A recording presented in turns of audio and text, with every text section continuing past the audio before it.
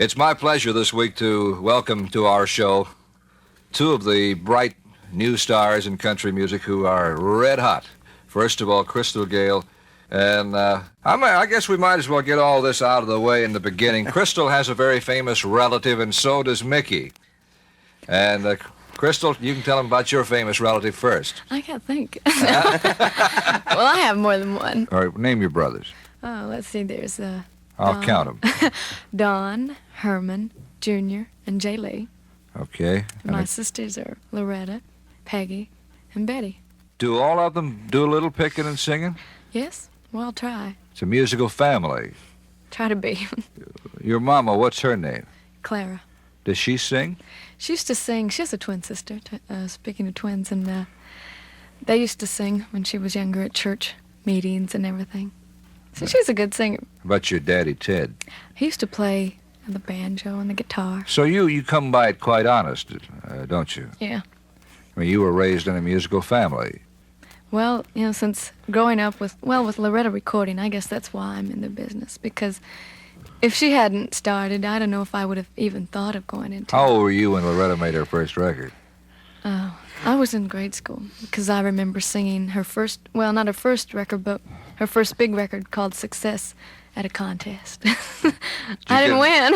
You didn't win? Did you get in all those contests? Oh, my mother pushed me here and there. I presume everywhere you go, you're referred to as Loretta Lynn's sister.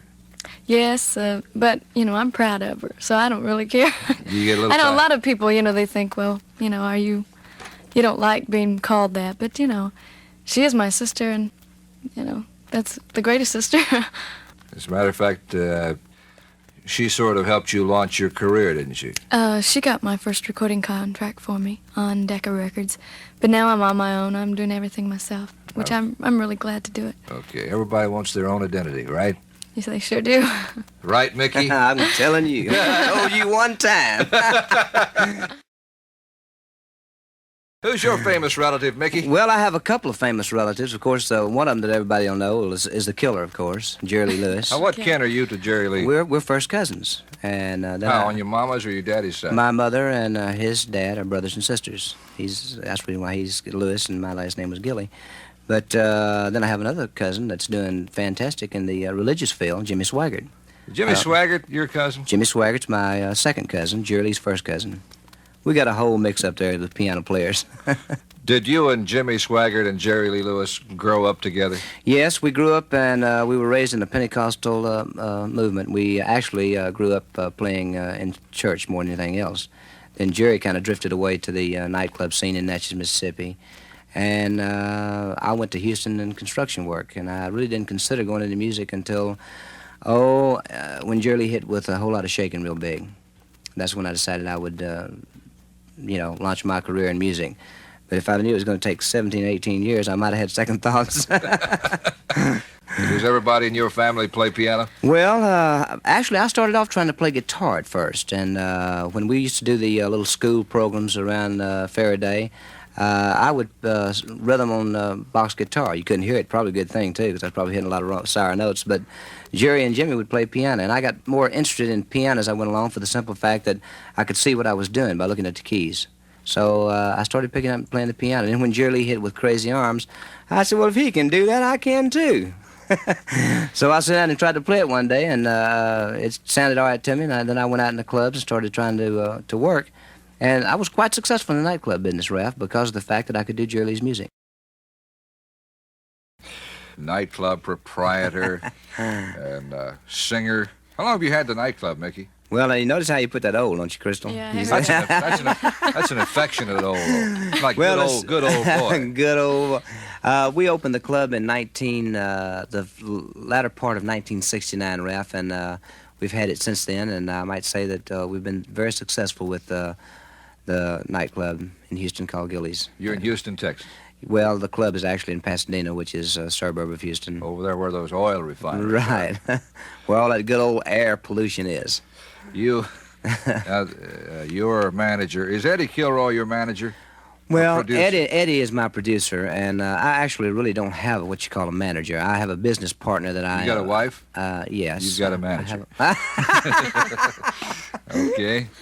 No Now, way. he told me this nightclub was the biggest in Texas, or biggest in the world. Well, now that's a pretty broad statement now, Ralph. Well, when you biggest say in that. Texas.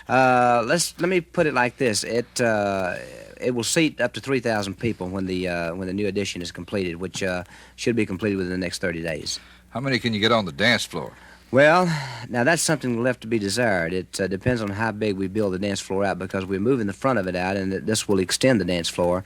So it just depends on how much dance floor we put in, or whether we put in extra chairs around it. Now, when we bring stars in, and every now and then on a stars contract, they request the fact that you have tables in the front of the bandstand.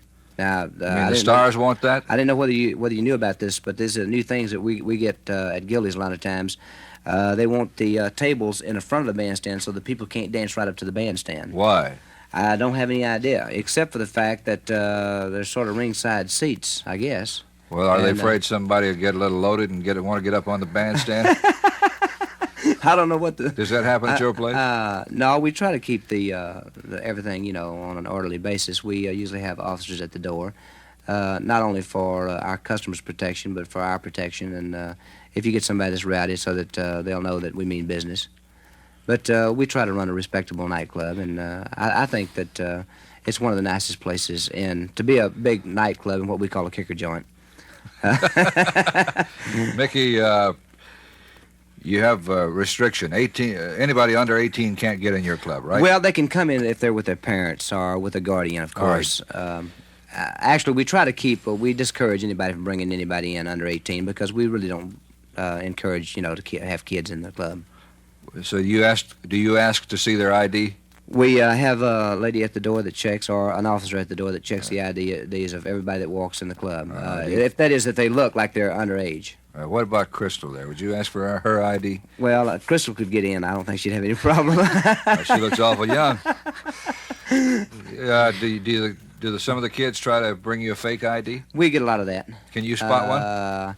Usually the officers at the door will spot something that's, out of the ordinary, and they'll call them back. And if it's a false ID, they'll usually tear it up. I've even had them switch driver's license, get in and then send the driver's license out, and have them come back in with the same driver's license, and then the officers take it and then tear the driver's license up. You mean that somebody'd send their driver's license out somehow? For somebody else to use. How would they get it out of the building? Well, give it to another guy or something, and let them take it back out to the girl to walk in with it. Somebody that was leaving. And maybe their hairdo would be different. They say, oh, well, I was wearing a wig or something of this sort. They do everything in the world. Everything you can conceive, they do in nightclubs, Ralph. You're the baby of the family, aren't you, Crystal? Yes, I'm the last out of 8.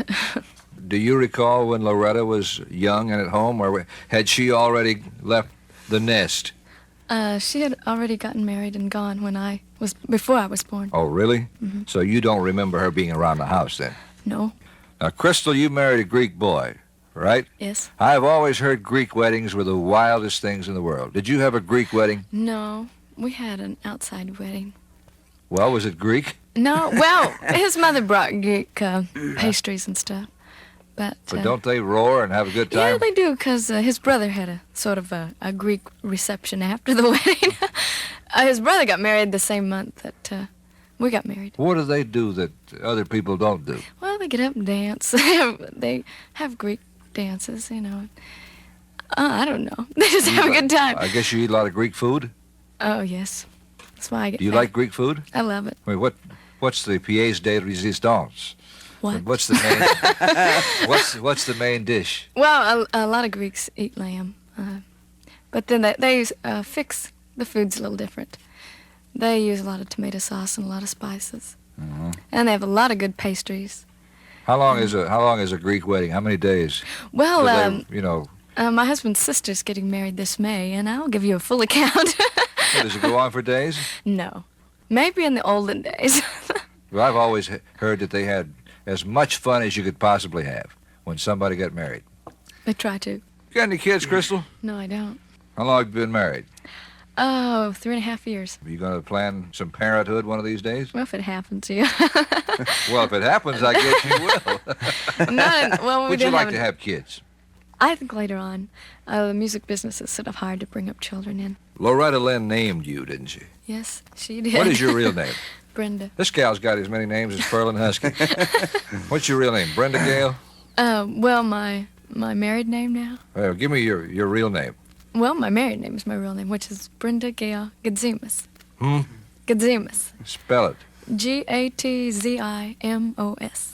Gadzimus. That's Greek. Brenda Gayle Gadzimus. All right. That's Why pretty good. why did Loretta Lynn change your name? Well, the label I was on had another singer titled Brenda Lee. Oh, okay. And they didn't want two Brendas. So I wasn't nobody, which I still, I'm not anybody now, but they decided I better change it. If you were a nobody right now, you wouldn't be sitting there. Oh, okay. Okay. We established that right now. Why did she pick the name Crystal? Any reason? Well, she has her reasons. She drove by a Crystal hamburger place and she liked the name, but I'm sure she'd heard it Are you before. named after a restaurant? Yeah, I own those restaurants. I wish. Well, you spell your name with a C. I know. That's with a K. That's because there was a filling station in the town I lived with a K, so I wasn't going to have a K. There was a filling station in the town where I grew up. With a Wabash, what? Indiana. Called Crystal. Crystal Filling Flash. Station? Crystal Flash. Crystal Flash. I thought that was pretty good. I thought you were named after a hamburger place. I am, but And a filling station, too? No, I just threw that in. Could I throw it out? Yes. Mickey, you made records before Room Full of Roses, didn't you? Oh, Ralph, I've made quite a few records. I know you were on Paula at one time. Yes, I had some records on Paula Records that I was quite fond of that I thought had some merit. And then I had some on some other labels that I wasn't too fond of. Do you tour like everybody else? Currently, I've did tours with Conway and Cal Smith, Connie Cato. And then I did a tour up in Illinois with Jack Green and Jim Ed Brown. Do you sing in your own club? As much as possible. I try to book at least... It cuts the overhead, I guess. Well, it helps a little bit. What do you call your band? On the road, I use the name Red Rose Express for the simple fact because a Room Full of Roses has been such a big record. Mickey, why Room Full of Roses? It's an old song. You could have picked a lot of old songs. Ralph, I'll tell you what happened. We went in the recording studio to cut She Called Me Baby. And this particular record that Charlie Rich had a big record on here not too long ago. Went in the recording studio to cut She Called Me Baby because a jukebox operator there in Houston, Texas, asked me for a piano version of She Called Me Baby because they couldn't get Harlan Howard's version of it. So when I agreed to do the song, I walked in the studio to cut She Called Me Baby, and while I was in there, I said, well, we got to have something for the flip side. I said, I think I'll just do this old song that I've been doing in nightclubs for a long, long time, Room Full of Roses. Gilley and I used to sing Room Full of Roses and Overlooked an Orchid and all these other old tunes. And so I just, my first impression was I did the arpeggio down the piano, and I stopped, and the guy says, what's the matter? And I said, it's going to sound too much like Lewis. And they said, well, what difference does it make? Because it's going to be the flip side of She Called Me Baby anyway. I said, well, you're right. I said, we'll just do it, hang it the way we want to hang it, you know. So I just sang it. And when the record came back, I listened to both sides of the record, and I said, you know, this Room Full of Roses might have something, even though I sung the wrong words in it. Did you really? You mean America has... See, Ralph hadn't listened to the record that close. No, I don't know all the words to Room Full of Roses. Well, What happened? I actually got one word wrong in it. What did you sing that's wrong? Well, in one, let's see, this second verse, going into the bridge, I said, if I took the petals and would tear them all apart, and the next line I said, you'd be tearing up the roses. And it's not correct to say, if I took the petals and tore them all apart, you'd be tearing up the roses the way you broke my heart. So I should have said, if I took the petals and tore them all apart, I'd be tearing up the roses just the way you broke my heart. Did y'all get all that? But anyway, the bass player brought my attention to it, and when it dawned on me, the record was already a hit. So, of course, I mean, I wasn't about to go back and try to overdub my voice again and try to get the one word out of there. I just left it. You know, when I set this show up with Mickey Gilley and Crystal Gayle, I didn't think about all the parallels in their respective lives, but they both not only have famous relatives in the music business. You book other entertainers, right? Right. And you have a stepfather? He books entertainers, too. So what you could do then, each of you could come out of this with a working date, couldn't you? You could book Mickey, and Mickey could book you. That sounds good. Let's get together.